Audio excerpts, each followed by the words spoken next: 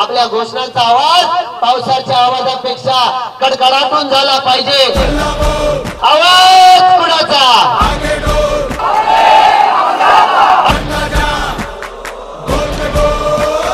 आवाज कुणाचा?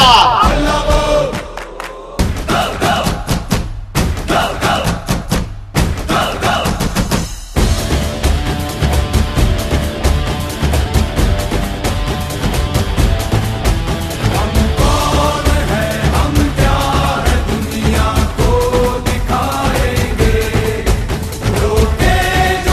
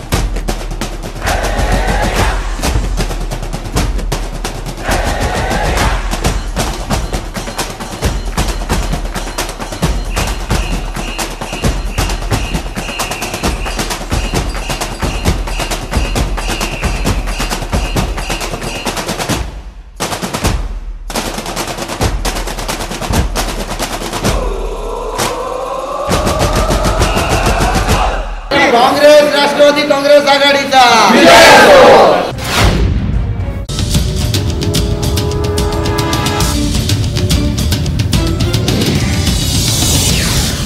याबद्दल आता जी सन्मान्य नाईक साहेब